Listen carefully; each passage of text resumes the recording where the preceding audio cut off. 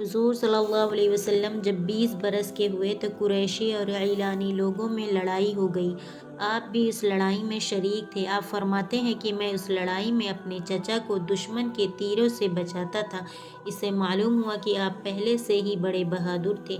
जब आप 25 बरस के हुए तो खदीजा, जो कुरैशी लोगों में एक मालदार बेवा थी और सौदागरों को शरीकत पर अपना माल दिया करती थी, उन्होंने आपकी सच्चाई और अमानतदारी की शोहरत सुनकर कहला भेजा कि आप मेरा माल शिरकत पर ले जाएं और मेरा गुलाम मैसरा भी आपके साथ जाएगा।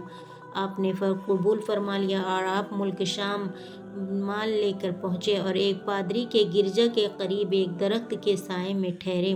पादरी ने आपको देखा और मैसरा से पूछा कि ये कौन आदमी है। उसने कहा कि ये कौम कुरैश के एक आला ख़ानदान के आदमी हैं। पादरी ने कहा, इस दरख्त के नीचे सिवाय नबी के और कोई आदमी ठहर नहीं सकता। आपने बहुत नफ़ा के साथ माल फ़रोख्त किया और वापस लौट आए। राह में मैसरा ने देखा कि जब धूप तेज़ हो जाती तो फरिश्ते आप पर परों का साया करते थे। आपने माल की सब कीमत हज़रत खदीजा को दे दी और उस कदर नफ़ा पाकर वो बहुत खुश हुई। और मैसरा ने पादरी का किस्सा और फरिश्तों का साया करना सब बतला दिया। हज़रत खदीजा रज़ी अल्लाह ताला अन्हा ने वर्क़ा बिन नौफल, अपने चचा ज़ाद भाई से जो ईसाई मज़हब के आलिम थे, ये सब हाल कह दिया। उन्होंने कहा, ए खदीजा, अगर ये बात सच्ची है तो मोहम्मद उस ज़माने के नबी हैं और मुझको आसमानी किताबों से मालूम हुआ है कि इस ज़माने में एक नबी होने वाला है और उसका यही वक्त है। हज़रत खदीजा बड़ी समझदार और अक्लमंद थी। आपकी औसाफ सुनकर आपके पास अपना निकाह का पैगाम भेजा कि मैं आपकी सच्चाई और अमानतदारी और ख़ानदानी शराफत की वजह से आपके साथ निकाह करना चाहती हूँ। आपने अपने चचों से ज़िक्र किया और वो बहुत खुश हुए और उनके इंतज़ाम से निकाह हो गया। जब हुजूर सल्लल्लाहु अलैहि वसल्लम का निकाह हुआ तो आपकी उम्र 25 बरस की थी और हज़रत खदीजा की उम्र 40 बरस की थी। और जब 35 बरस के हुए तो कुरैशी लोगों ने नए सिरे से काबा शरीफ को बनाया। जब तामीर हजर अस्वद तक पहुंची तो हर ख़ानदान का आदमी ये चाहता था कि हजर अस्वद की मैं उस जगह पर रखूँगा। वो लड़ते झगड़ते तलवारें चलने की नौबत आ गई।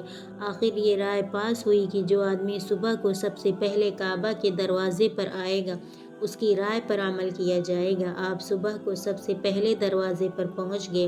वो लोग आपको देखकर कहने लगे कि मोहम्मद अमीन है, क्योंकि वो लोग नबूवत के ज़ाहिर होने से पहले भी आपको अमीन कहते थे। जो कुछ आप कहते थे सच कहते थे।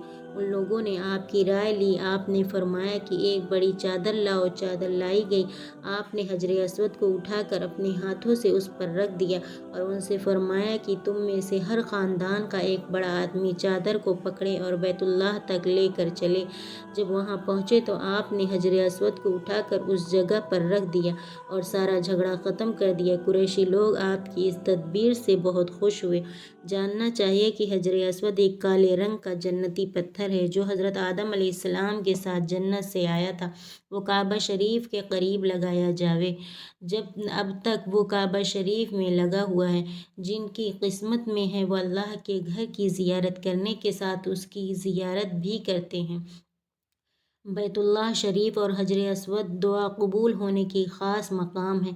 अल्लाह हमें भी अपने पाक घर की और रसूल अतहर सल्लल्लाहु अलैहि वसल्लम के रोज़े अनवर की और जन्नती पत्थर की ज़ियारत कराइए। आमीन सुम्मा आमीन।